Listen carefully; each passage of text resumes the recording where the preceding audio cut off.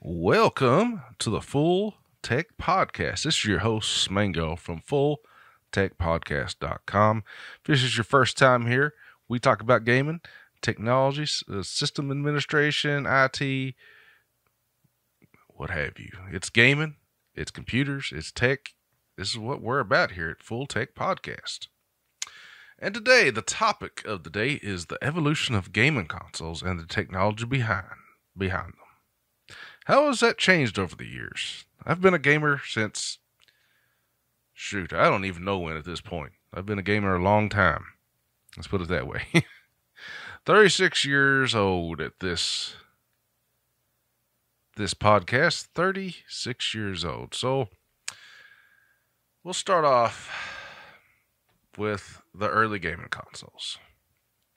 Now, a lot of you here, probably some of the younger, especially some of the younger listeners, probably never had a NES, and that stands for a Nintendo Entertainment System. And what it really boils down to, all these consoles, the NES wasn't even my first one, technically. It was the first one I probably played. It wasn't my first one. They're basically just computers. So the NES in Japan, which some of you might not know, is called the Family Computer, Famicom. It's just a computer. It's the same. It does the exact same thing as the Nintendo Entertainment System did in America. Same thing. Family Computer, NES, almost identical hardware. They had different pins on the cartridges.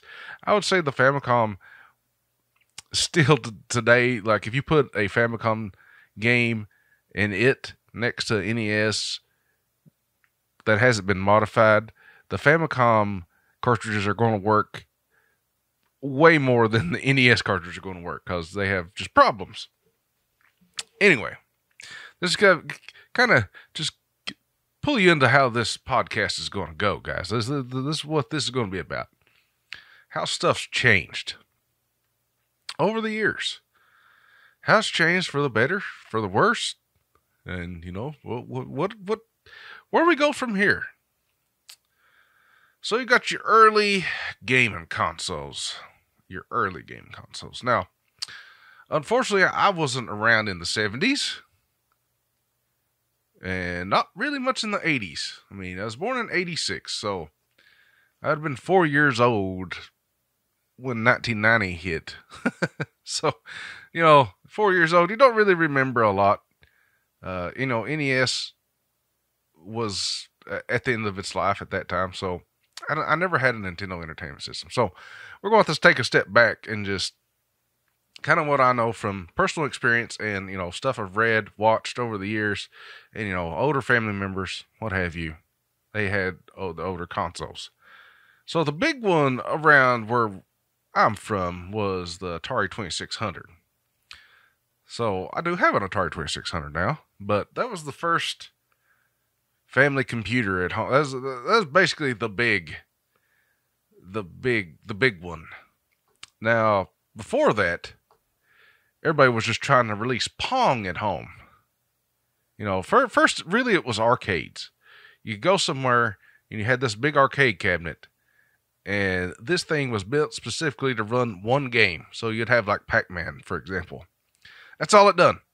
That's why Pac-Man looks so good compared to a home console, especially the Atari 2600 Pac-Man, which there is a review on FullTechPodcast.com of Pac-Man on the 2600.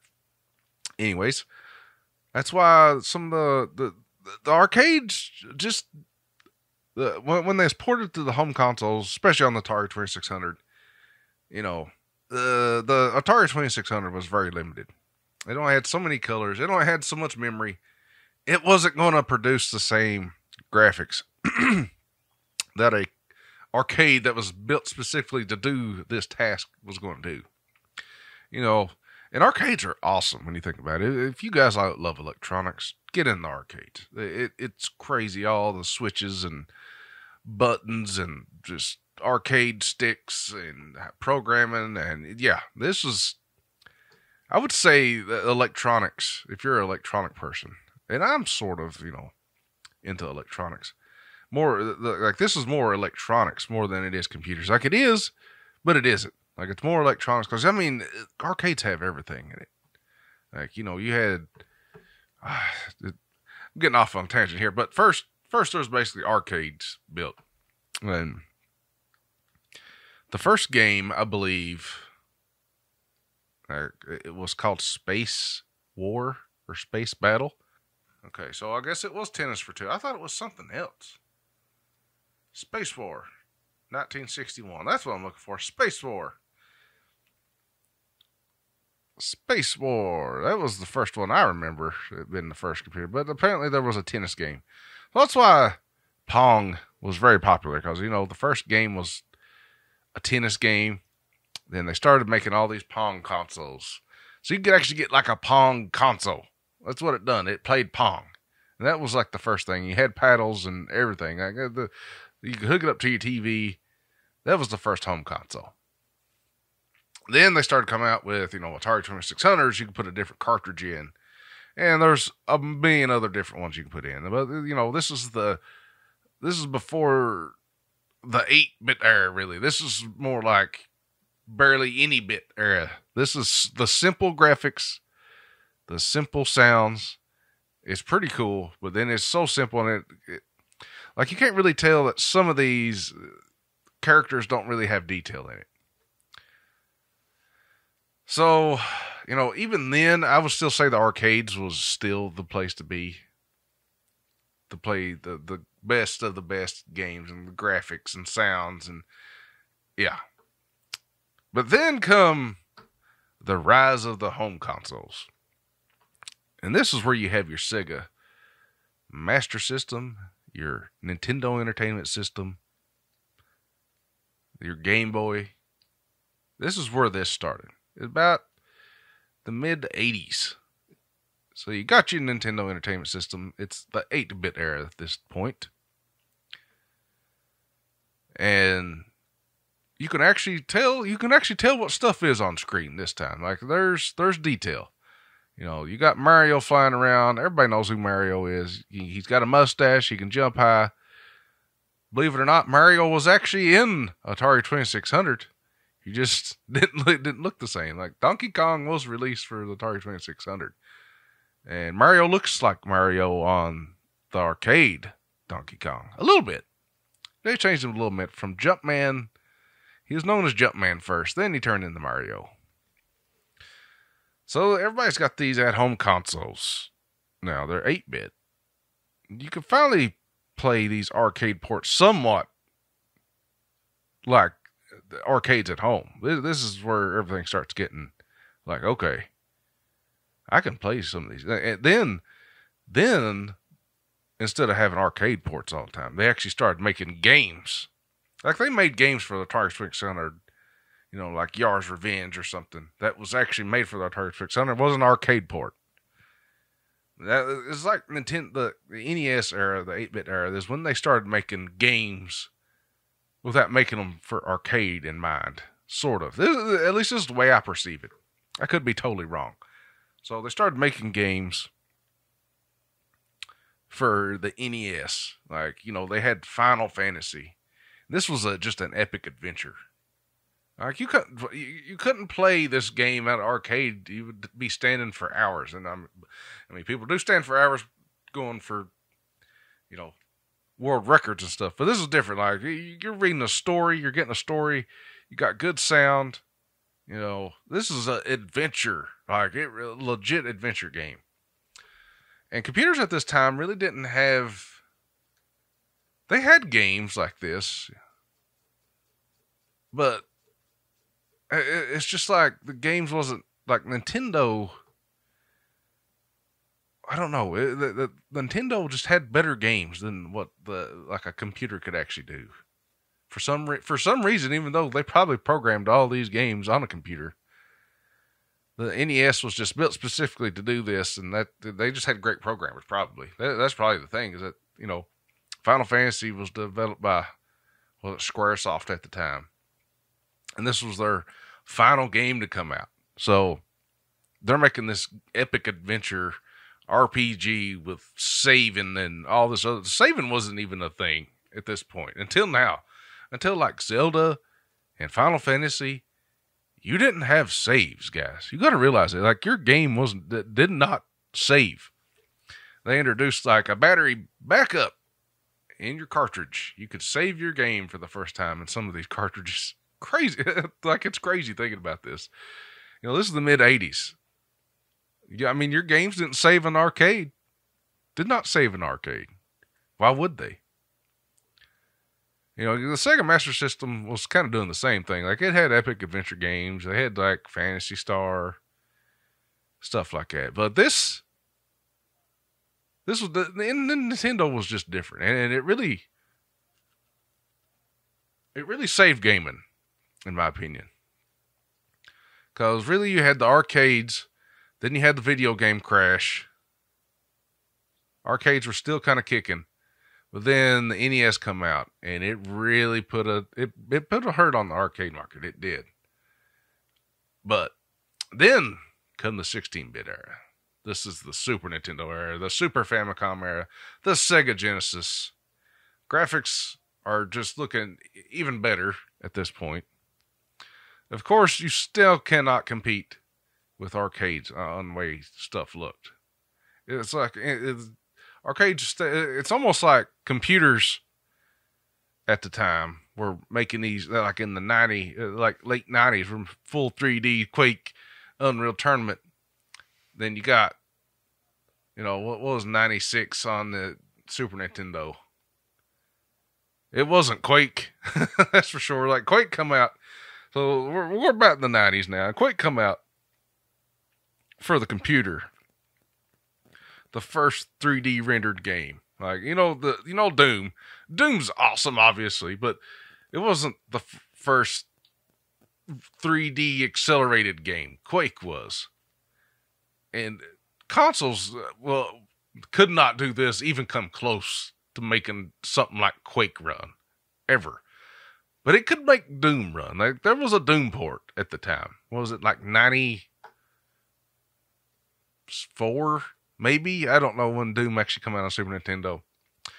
But let me just tell you, the difference between the Super Nintendo version of Doom and the PC version of Doom is vastly different.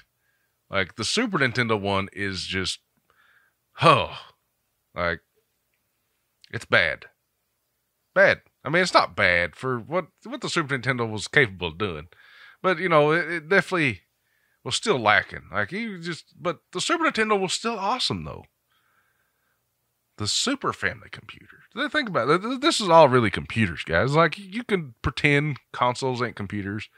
And we'll get to that, like, when we move on to the modern gaming consoles. But this is still the rise of the home consoles. So, you got your Super Nintendo. They're still not doing 3D. Computers are moving on to 3D, basically, at this point. You got the Sega Genesis, you got the Sonics, first the Marios. It's just a good time, and it is a good time. Arcades are still kind of kicking, but the mid-90s, I don't remember ever going to an arcade. Like, there was no arcade near me anyway. We had arcade machines like at Walmart still at this time, which was cool. I played them. The 90s are kicking. There's not really arcades like arcades back in the 80s. It just wasn't. It wasn't a thing. Like, you didn't go to the arcades and play video games all day because there really wasn't any. Arcades were kind of going away at this point, and people were staying at home playing video games. You have big grand adventures like Legend of Zelda, Link to the Past. And this is where I finally got my first console, was the Super Nintendo. Had Final Fantasy 3, really 6. We didn't know that at the time. And gaming was just great. It was fun. And you didn't really feel the need to go to the arcades. You had arcade hits like Mortal Kombat, Street Fighter 2. You could play them at home now on the Super Nintendo. You could play them at home on the Sega Genesis. And you could play them as many times as you wanted. and you could actually beat them. Unlike the arcade, which was made to drain quarters, you could actually beat Mortal Kombat 1, 2, 3. All are on Super Nintendo. Now, PC did get ports of these games. They're not very good because that nothing's changed there. Like, you'll get a console game that's just ported bad to PC just cause, and they don't actually make it for PC. It's kind of like current games like Elden Ring that was made specifically for consoles in mind. Then it's on PC, but it's got a terrible UI for mouse and keyboard. Like, it's just bad. Like, it is.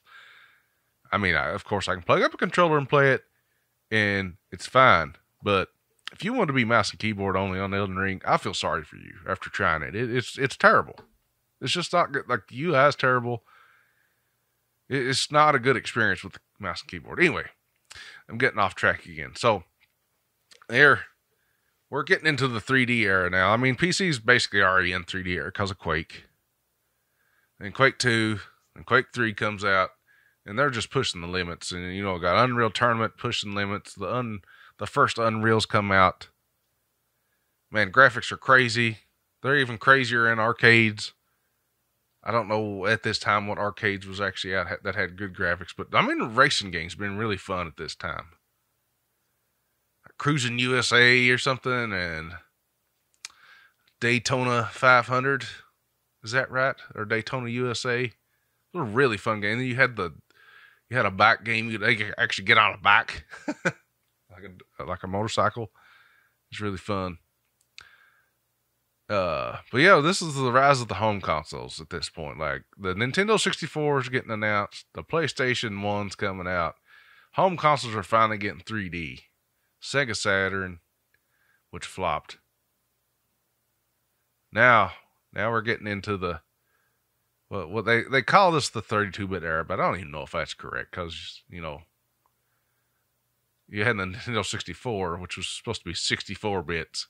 But anyway, consoles are trying at this point to make 3D graphics happen. They're still not very good. But man, oh man, does some of the games come out. And this is when CDs were big too. About the end of the 90s, going into 2005, CDs are huge at this point. Everybody's got packing around portable CD players to listen to music. You got CD burners in your computers. You got your PlayStation with a disc that you can listen to. Everybody's got a boombox in their room. This was the end of the 90s and going into the 2000s. Graphics, they've tried at this point. Like, I consider the first generation of 3D graphics at home consoles just been, when you look about it now, especially, it's bad. Like, it really is bad. Like, Mario 64 and Zelda Ocarina of Time still hold up pretty well, but it's still bad. You can definitely tell, like, games that come out on PlayStation that use the 2.5D was stick, like, they're much better than games that went full 3D. Take, for instance, like Symphony of the Night, Castlevania Symphony of the Night. That game's amazing. It's still a pleasure to look at. Whereas Quest 64 is terrible. Or Final Fantasy 7. Oh, try playing Final Fantasy 7 on PlayStation 1 now. On a modern TV. Mind you, if you can still kind of get away with it on a CRT if you got one. Because the resolution is like 480. And everything's kind of soft because of that CRT monitor or TV. You know, it's just different. But if you try to play a retro in the first generation consoles, the first 3D generation of consoles, it's bad. Like, even if you have a system that upscales, it just doesn't look good at all. It's just bad. I think you had Mortal Kombat even trying to go 3D here with Mortal Kombat 4. It's just better in arcade still. Mortal Kombat was an arcade game for the longest time. It still is, but Mortal Kombat 2 and 3 is where it started getting good on consoles. Mortal Kombat 1 wasn't very good on consoles. It didn't have blood. It had the blood code on Genesis, I think. Anyway, back to what I was saying. At this point, PC is still pretty great at 3D graphics because the 3D acceleration cards. You got the Voodoos. You got 3DFX cards. ATI's coming out. This is a fun time for PC gamers. PC gaming is actually picking. I'd say the best year for PC gaming was probably around 96 to 2000 something. That's probably the golden era of PC gaming, or when it really, really took off. I still think PC's the way to go. Still to this day. But you had games like Half-Life, Quake 3 Arena, Quake 2, Unreal Tournament. You had The Sims was coming out this time. Sim Cities. Man, PC gaming was fun at this time. You had Team Fortress Classic, Team Fortress on or Quake. What a time on PC gaming at this time. And getting a 3D accelerator card and looking at my experience, I forgot my first 3D accelerator card. It was a Cougar TNT2. And putting it in my computer and being able to watch a DVD, actually. I had a DVD player, but my computer couldn't handle the Matrix because it would move so fast. Then I got my 3D accelerator card, and it could handle the playing back DVDs now. It was awesome. I still wish I had that DVD, just cause. But at this time, the first game I played Half-Life and Quake 3 and all that, but it was software rendered. My computer could do software rendering. I didn't have a 3D accelerator card, but man, oh man, when I got a 3D accelerator card, I was like, what have I been missing out on this whole entire time?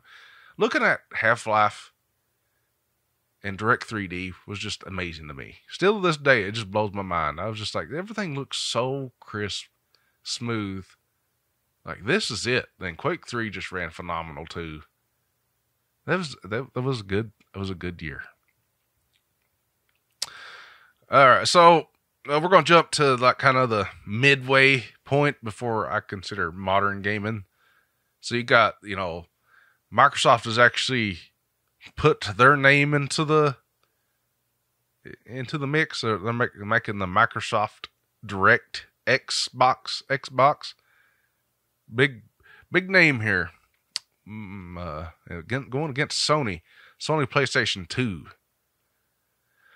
Unfortunately, Sega has kind of fell off at this point, and with the Saturn just being a terrible system, whether you guys like it or not, it's actually kind of bad. I still like the Sega Saturn. I think it's cool, but it doesn't really have a lot of games. The 3D was awful, kind of like the first gen 3D graphics are just awful. They really are. They don't hold up well today. They still don't. Anyway, going on about the Xbox. Xbox comes out, and before the Xbox, first-person shooters really wasn't well received or that fun on consoles. It just wasn't. Now, you can sit there and argue with me all day if you want to. Quake had a good release on Sega Saturn. Doom had a good release on PlayStation 1. Whatever, man. The Doom come out in 93 and it's 2000 something, and now they're getting a decent port. I still hate the Quake port on Sega Saturn. It's terrible to me. It's not a good way to play the game. So anyway, it's not fun. Those games still wasn't fun with a controller. Now, Quake 64 and Doom 64 was built for the Nintendo 64. They're a little better with the controller, but I still wouldn't call them good. I think the best first-person shooter at this time on consoles was probably GoldenEye. And really, whenever I go back and look at it, I'm like, why in the world would anybody play this when there's Quake?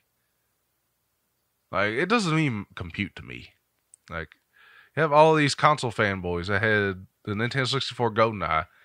I'm over here playing Unreal Quake, Quake 2, Team Fortress Classic, and for some reason they're playing split screen, and it's going 5 frames per second, and they're saying it's the best game of all time. Now, granted, I like GoldenEye, and it was a fun time. And, you know, you could have 4 people playing at the same time on the same screen. Cool. But first-person shooters, it just wasn't, I wouldn't call it good until the Xbox. Now, the reason for that is because most controllers only had one analog stick. The Xbox and the PlayStation 2, DualShock 2 come out with dual analogs. This really helped the console market and helped the rise, for sure. Because the commoners, the peasants, the peasant world, finally got to experience first-person shooters whenever Halo come out. I'm just going to put it where it is. Like, when Halo come out, first-person shooters was actually fun on an Xbox or a home console. So first-person shooters finally started being a thing, which the PC generation just dominated for a century. You know, Counter-Strike and Team Fortress Classic, and just Quake, just playing these games on anything other than a computer at the time was just horrific to me. I guess I was just ruined. I don't know, but I don't know how anybody that played Quake 3 on a computer and decided to get a Dreamcast to play Quake 3 thought it was good. Because it wasn't. It was vastly inferior. Even the PlayStation 2 version of Quake 3 is inferior to the original Quake 3 that's on computer. Vastly inferior. I ain't saying you didn't have fun, but it's bad compared. So anyway, I mean, you started getting games like Quake. You started Quake 3 Arena on PlayStation 2. Halo's actually the only good first-person shooter at this time, especially on the Xbox. You know, then Call of Duty was just dominating on PC. And we're going to get into the modern gaming consoles now. This is where everybody kind of learned from the PlayStation 2. They learned from the Xbox what everybody wanted. And Halo 2 come out, and it was it was crazy, you know, how good it was. But it was still back on the old Xbox. And first-person shooters were starting to get even more popular at this time. You have games like Call of Duty 4, Modern Warfare. I know everybody's heard of that game. Come on now. This is modern gaming. Now, you've heard about Call of Duty Modern Warfare. It's called modern for a reason. We're in the modern segment now. Anyway, we're playing Call of Duty Modern Warfare on PC, and it's just a blast. You know, you got Counter-Strike. I don't know. No, I don't think Go was out at this time. You got Counter-Strike. Then Halo 3 comes out for the Xbox 360. Fantastic game. Even though I kind of still hate it to this day. But it was good. It was a good first-person shooter. And you had games like Unreal Tournament coming out for Xbox 360 now. You actually had a good port of Quake 3. Finally, a decent port of Quake 3. It's called Quake Arcade. That's for the 360, but it's still inferior to Quake Live by far. Quake 3 never really got a good release of on consoles, if you ask me. I think Quake Arcade's probably the best one, but I don't. As far as I know, I don't think you can play with a mouse and keyboard on it. Anyway, but first-person shooters are definitely picking up on the home consoles. Like, the commoners will call people are playing Call of Duty on the 360 now, and it's really taken off. And Modern Warfare 2 come out in 360. I don't think many people got it on PC anymore. I don't remember getting it on PC. I remember I had it on 360 because that's where everybody played it at. But Call of Duty 4 was on PC, and it was good. Now, I don't even think they made it for PC. I can't remember, but they took off servers or something, and that's made me not want to get it, because I was like, we can't join servers. So gaming's really changing at this time. I don't know. This had to be like 2008 to 2010-ish. The 360, PlayStation 3's coming out. PlayStation 3's actually getting good. First-person shooters was like Killzone, but they still never had Halo. Let's be honest. They never had Halo. They tried to make a Halo game. It just wasn't there. So this is kind of the pre-modern era. You got the early 2008 to 2010 era here. But PC game is still great. But consoles have really picked up in first-person shooters. Now, arcades at this time are basically non-existent. Like, you basically build an arcade now and you build a retro place. Like, if you go to, like, I don't know, the pizza places, they'll have new arcades, but they're cool. Like, you have, like, Mario Kart. It was cool, but I don't know. It's just not the same. Like, you don't have people making Pac-Man anymore.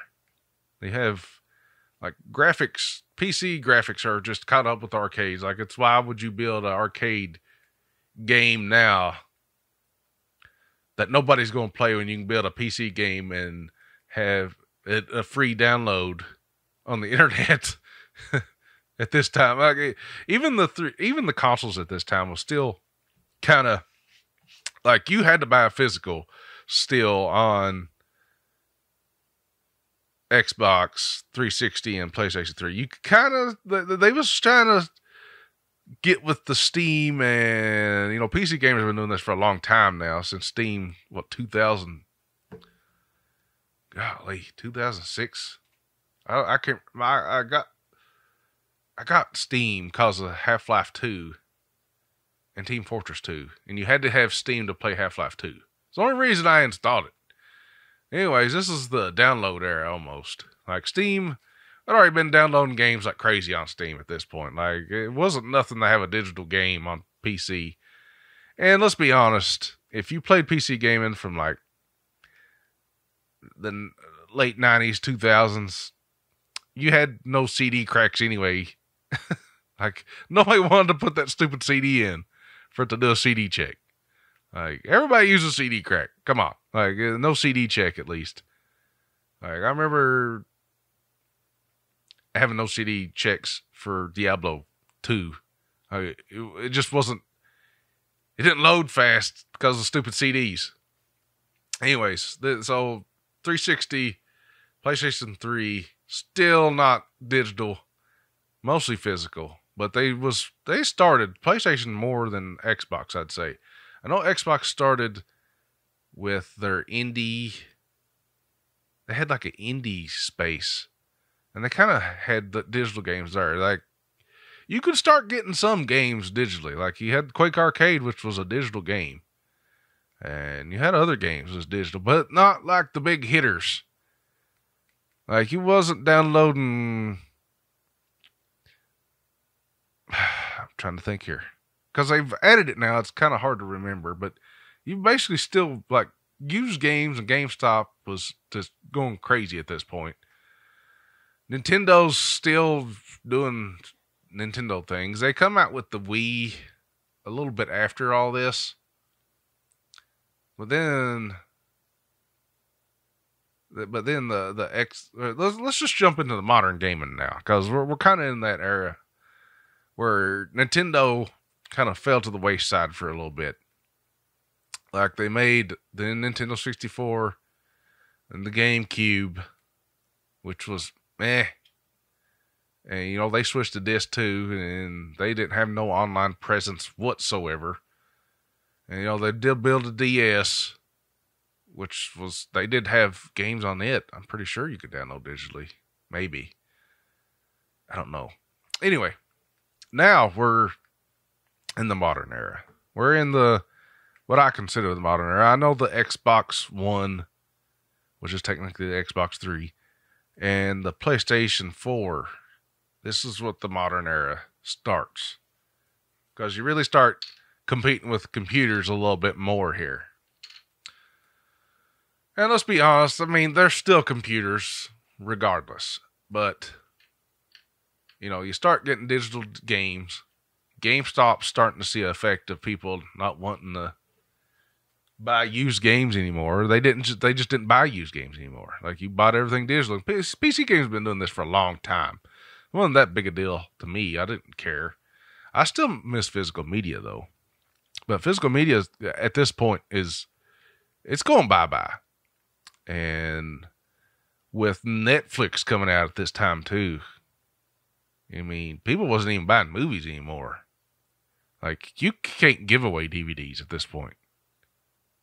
In 2023, you can go just about any thrift store and there'll be like 1 million DVDs. This all happened because of this era, the digital era here.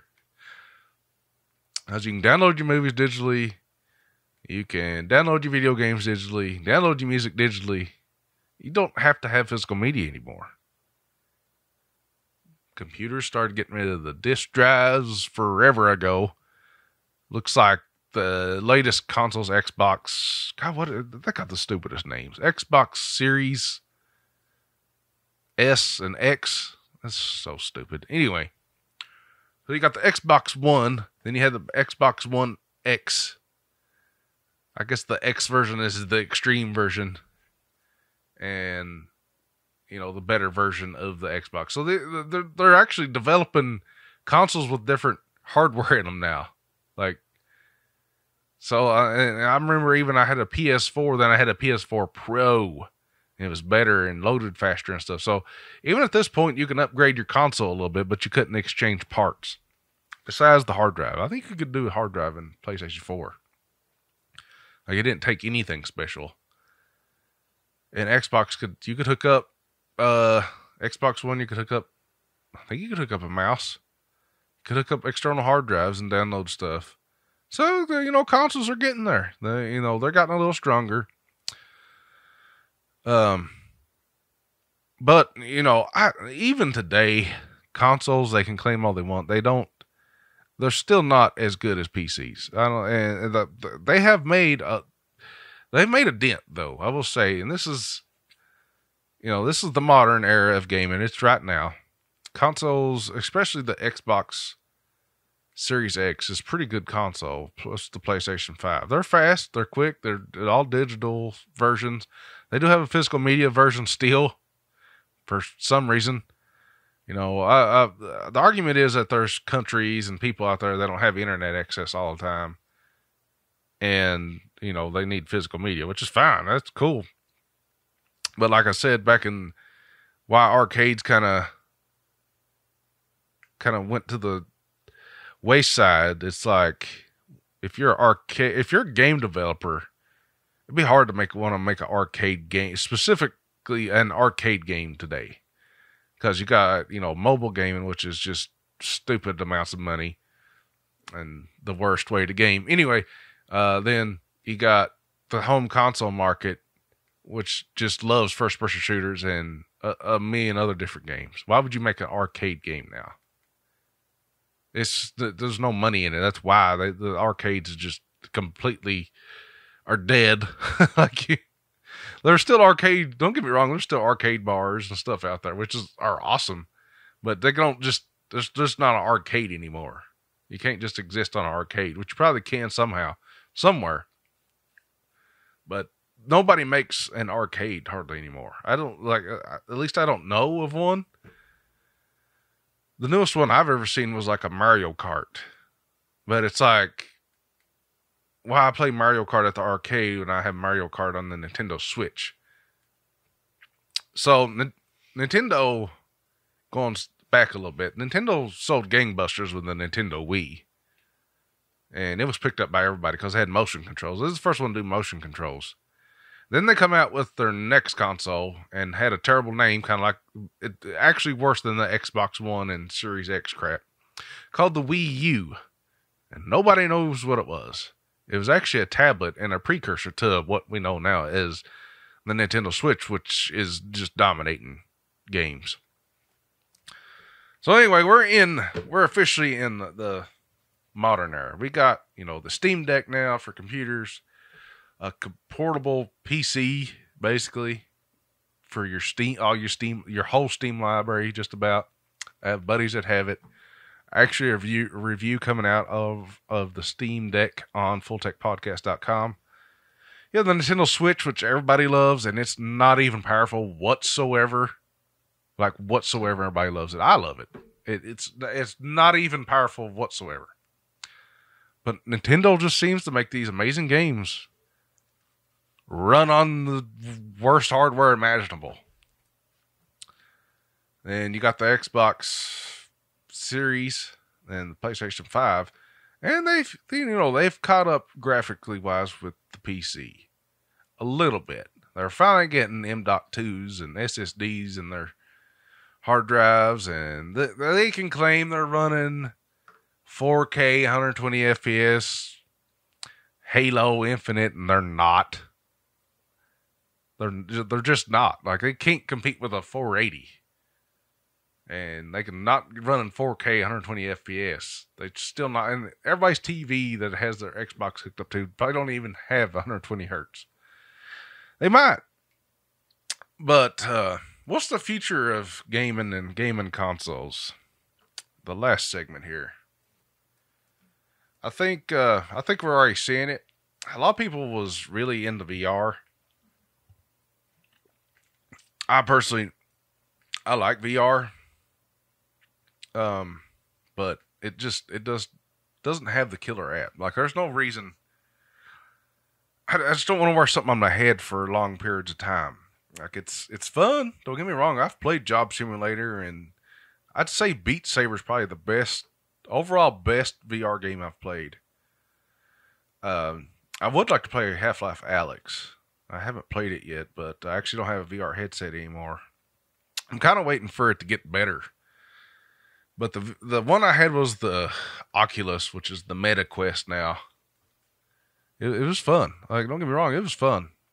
But it just ain't there yet. I don't know. There's something missing with it, but it's a good experience, and you definitely feel immersed, which is really cool in the VR world. Whatever you're playing, you feel immersed. You know, the sound's good. For this device you pay $300 or $400 with, but it's just taking every bit of your data, given that it's a Facebook product. So I don't think VR is still not here yet, even though at the 2023 they said VR was going to be the way to game. And in a lot of ways, people are enjoying it. The most gamers, unfortunately, if you want to call them gamers, is mobile gaming. Mobile gaming is just selling bank busters on whatever piece of crap people want to make. And it's all just gambling. Gambling and time gates. That's mobile gaming. But Xbox and PlayStation, they're the only two, well, and the Switch, Nintendo, are the only big home consoles anymore. Nintendo has just found the perfect niche for being completely portable and being able to hook up to your TV. And that's basically what the Wii U was. Like, you had the little tablet, and you could have stuff on your tablet plus the TV, which was really cool. But nobody really got the experience of it. That was legit awesome on some games. Then you could go just tablet mode, or you could just go TV mode. Wii U was an awesome console. It just didn't sell well whatsoever because of the terrible name and marketing. But they decided that having two screens was just too much, I guess, because they had the DS and 3DS, two screens. Went back down to one. It's selling gangbusters now. Apparently the PlayStation's still outselling the Xbox somehow, and Xbox owns every game imaginable on Xbox Game Pass, which you can also play on PC, by the way. If you're looking for video games, Xbox Game Pass, it just has any game you would like, just about any game you would want to play or experience. It's like $15 a month. Get to play these as much as you want. And gaming's just going to be that way, it looks like, from now. Like, you're just going to have these people that just offer a service for games. And you just get to play them like a monthly thing. Like, they get monthly money off of you, which is big for them. Instead of you buying a game and never returning. Like, they get $15 a month. You get a lot more people sign up that way. They're making mega bucks off of Xbox Game Pass. But 4K gaming is here. I will say, even on the consoles. I personally don't like. I mean, I like it. I think 4K looks amazing, but I'm more of like I want high frame rate, 1440p, pushing the limits. Like, let's take a modern game, Quake Champions, and running it 1440p, 300 FPS is awesome to me. I have a 240 hertz monitor. I've had a 4K monitor. I wanted to run a game 60 FPS. That's fine too, but I just don't like that gaming. Like, I want high frame rate for first-person shooters. And the people are doing that on consoles now too. Like, you can actually have a mouse and keyboard on consoles. Where is the future of gaming going? It's hard to say because it just changed so much. PC's basically always been the same, and I think everybody's kind of with the console or the content creator era. Everybody wanting to be a streamer or YouTuber. PC game is just the way to go. I mean, you can still do a lot of these stuff from consoles, and they've got a lot better in that regard. But everything's digital now. I don't know why it would go back to physical ever at this point. But, yeah. The future of gaming consoles. I don't know. They're probably... Currently, right now, they haven't made an upgrade version yet, which I'm assuming that's coming around the corner anytime. The Nintendo Switch has been out for quite a while, and there's been no significant upgrade model. They're talking about the Switch Pro or something. Maybe. I don't know. It might be pretty cool. But the Steam Deck seems to be a new player in the quote-unquote console place. Like, it's competing with all the home consoles and the Switch, basically all at the same time. And Valve has just done a phenomenal job with it. But being able to play your Steam library portable without having a laptop's pretty neat. So, I don't know. It looks like portable is going to be another big thing, and Nintendo seems to have that down, but here's another player in the field, the Steam Deck. Sony tried it and failed. Xbox not really threw their hat in the ring of portability. Like in a console-wise anyway. They have the Surface and Surface laptops and stuff, but they're not really... I don't think they care about having a portable game system.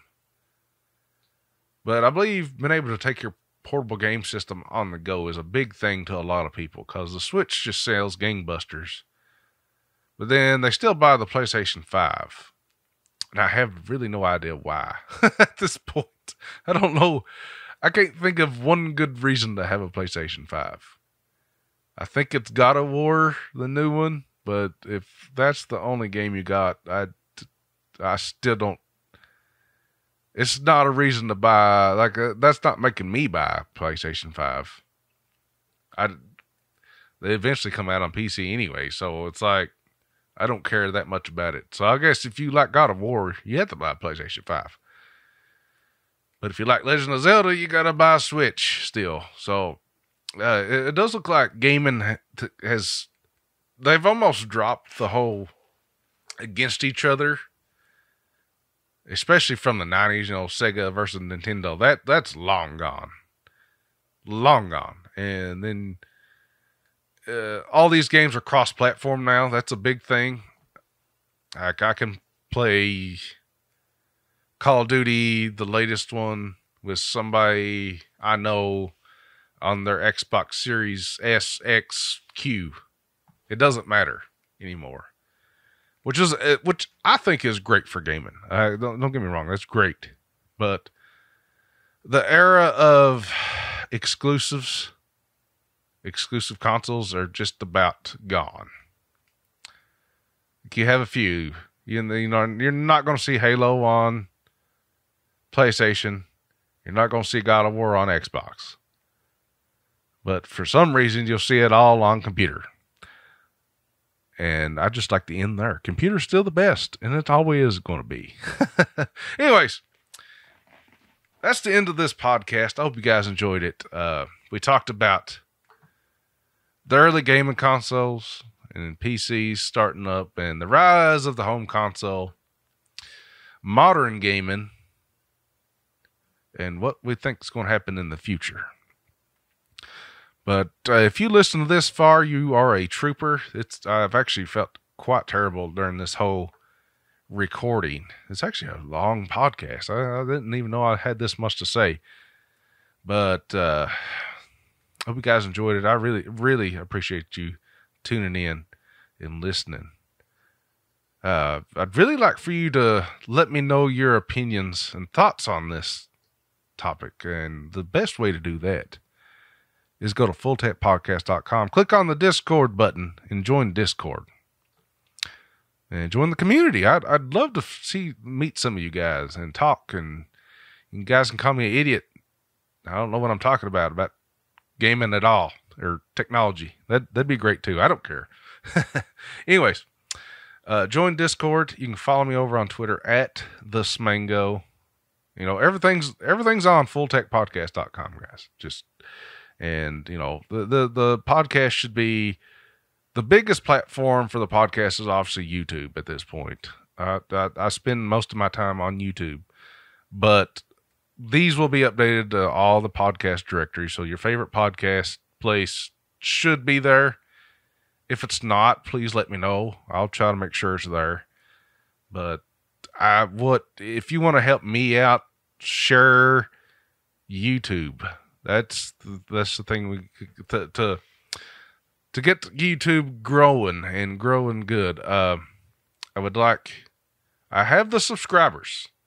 I just don't have the watch time. So if you guys are going to listen to this podcast or any podcast, listen to all of the old ones too. Just leave them on repeat. Leave it on play. Leave it on the playlist. Just let it run. And we're missing 1,800 hours. So I've had the YouTube channel up for a while.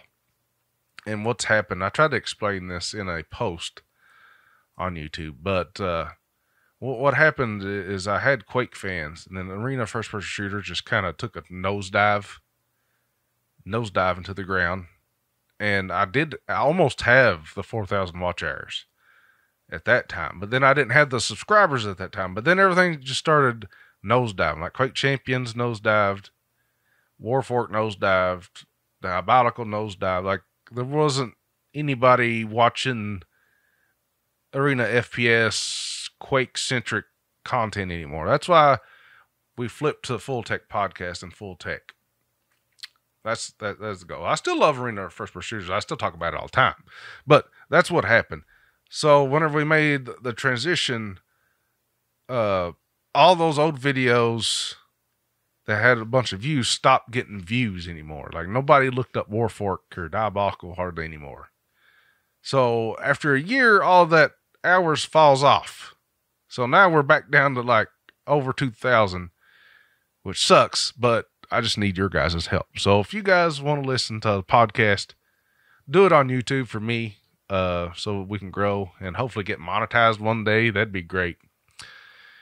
Anyways, that's it for this episode. I hope you guys enjoyed. I would really like for you guys to join Discord, and hopefully we can get some like gaming nights going or something. That'd be fun. Or I'm trying to throw up some more community servers for us to get on and play, like Team Fortress 2, Quake, or something. It'd just be fun and, friendly environment. Anyways, guys, until next time, this is Smango, and thanks for listening to the Full Tech Podcast.